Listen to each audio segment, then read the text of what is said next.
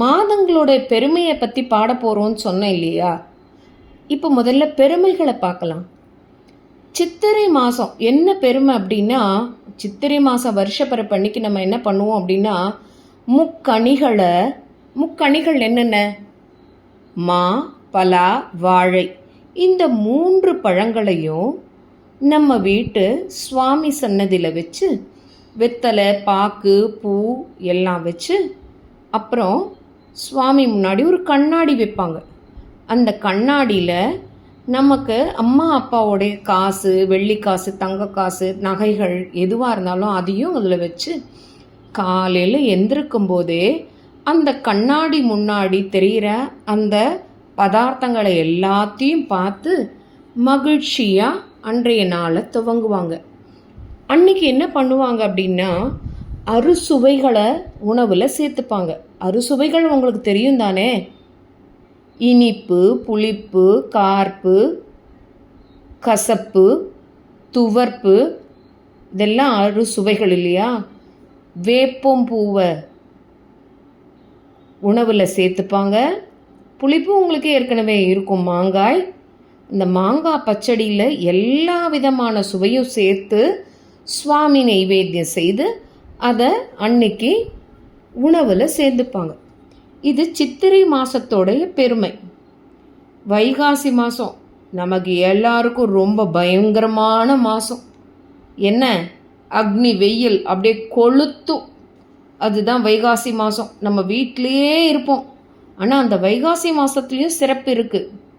என்ன அப்படின்னா, இந்த ஆடி மாதம் துவங்கி தை மாதம் வரையும் உழவர்கள்லாம் உழுது அதை விளைச்சல்லாம் பார்த்து எல்லாம் முடிஞ்சு தை மாதம் மாசி கொண்டு வருவாங்க வீட்டுக்கு.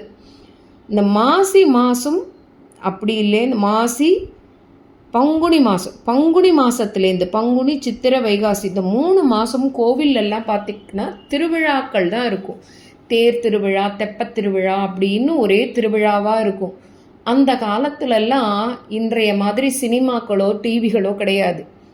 என்ன தான் அவங்களுக்கு என்டர்டைன்மெண்ட் அப்படின்னா, இத்தனை மாதம் ஆடி மாதத்துலேருந்து மாசி மாதம் வரையும் உழைச்ச உழைப்பை சலிப்பு தீர இந்த கோவிலுக்கெல்லாம் போய் உற்சவங்களெல்லாம் கொண்டாடி தன்னோட ஆட்டம் பாட்டங்கள்லாம் ஆடி மகிழ்ந்து தங்களுடைய உழைப்போட சலிப்பை தீர்த்துப்பாங்க. அதுதான் பங்குனி மாதம், சித்திரை மாதம், வைகாசி மாதம். இந்த 3 மாதங்களும் பார்த்திங்கன்னா எல்லா கோவில்களையும் விசேஷமாக இருக்கும். இப்போ அந்த அக்னி வெயில் இருக்கு இல்லையா, அந்த அக்னி வெயிலையும் பொருட்படுத்த மாட்டாங்க. அவ்வளவு பானக நீர்மோர்லாம் கொடுத்து தேர் திருவிழாவில் வர மக்கள்லாம் சந்தோஷமாக கொண்டாடுவாங்க. நம்ம இப்போ என்ன பண்ணுறோம்? ஏசி ரூமில் உட்காந்துருக்கோம் அக்னி வெயிலுக்காக. சரியா? இது வைகாசி மாதத்தினுடைய சிறப்பு. ஆனி மாதம் என்ன சிறப்பு அப்படின்னா, ஒவ்வொரு புத்த பூர்ணிமா உங்களுக்கு தெரியும் தானே? புத்த பூர்ணிமானா பௌர்ணமி, பெரிய பௌர்ணமி நாள். அந்த நாளை ஆதாரமாக வச்சு பெரியோர்கள் என்னன்னா நோன்பு இருப்பாங்க. 45 நாட்கள் வேறு எங்கேயுமே போக மாட்டாங்க. அதாவது ஆச்சாரியன்கள்னு சொல்லுவோம் நம்ம. குருமார்கள் அதாவது என்ன சொல்கிறது, ஜீயர்கள், காஞ்சி பெரியவர்கள்லாம் அவள்லாம் இருக்கா இல்லையா, அவங்கெல்லாம் நோன்பு இருப்பாங்க இந்த புத்த பூர்ணிமா மாதத்தில். ஆடி மாதம், ஆடி பட்டம் தேடி விதை அப்படின்னு சொல்லுவோம் இல்லையா? ஆடி மாதம் உழவன் என்ன பண்ணுவான்? உழறத்துக்கு ரெடி ஆகிடுவான். விதையெல்லாம் ரெடி பண்ணிப்பான், வயலை ரெடி பண்ணிப்பான், தேடி விதைப்பான். ஆவணி மாதம் தெய்வங்கள் வரும் நிறைய. பார்த்திங்கன்னா தெய்வங்களோட பிறந்த நாள்லாம் ஆவணி மாதம்தான். பிள்ளையாருக்கு, கிருஷ்ணருக்கு, இவங்களுக்கெல்லாம் பிறந்த நாள் என்னென்னா ஆவணி மாதம்தான் வரும்.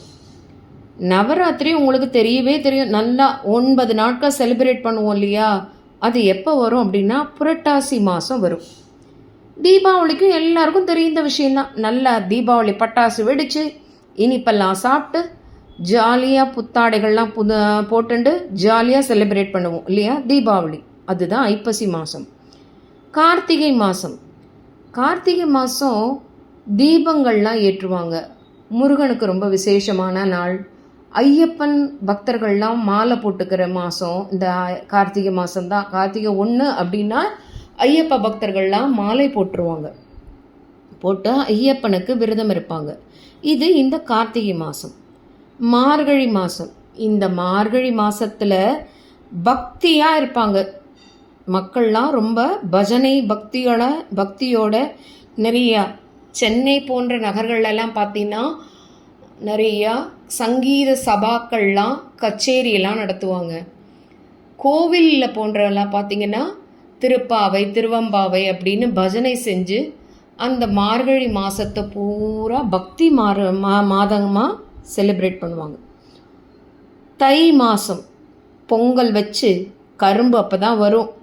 மஞ்சள் கொத்து இஞ்சி கொத்து இதெல்லாம் இதான் ஆடி மாதம் விதைச்சதை தை மாதம் அறுவடை பண்ணுவாங்க உழவர்கள். அதை இந்த சூரியனுக்கு நெய்வேத்தியம் செய்து செலிப்ரேட் பண்ணுவாங்க. அதுதான் இந்த தை மாதம். தை மாதத்தில் தான் ரதம் திரும்பும், சூரியனோட ரதம் திரும்பும். அதனால தான் தை மாதத்தையும் செலிப்ரேட் பண்ணுறோம். மாசி மாதம் என்ன அப்படின்னா மந்திர உபதேசம் பெறறதுக்கெல்லாம் ரொம்ப ஏற்ற மாதம் மாசி மாதம். பங்குனி மாதம் தெய்வங்களோட திருமணங்கள்லாம், முருகனுடைய திருமணம், சிவனோட திருமணம், ரங்கநாதருடைய திருமணம், இதெல்லாம் இந்த பங்குனி மாதம்தான் நடக்கிறது. ஸோ இந்த மாதங்களுடைய சிறப்பை பற்றியும் நம்ம தெரிஞ்சுக்கிறோம் இல்லையா? இப்போ அது எப்படி பாட்டாக பாடலாம் அப்படின்னு பார்க்கலாமா?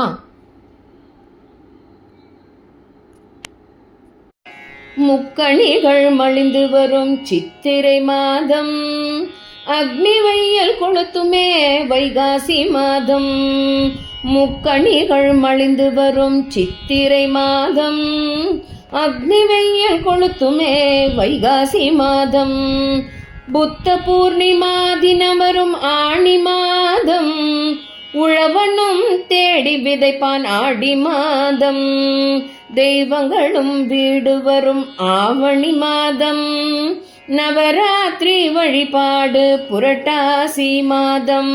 தித்திக்கும் தீபாவளி ஐப்பசி மாதம், தீபங்களை ஏற்றிடுவோம் கார்த்திகை மாதம்.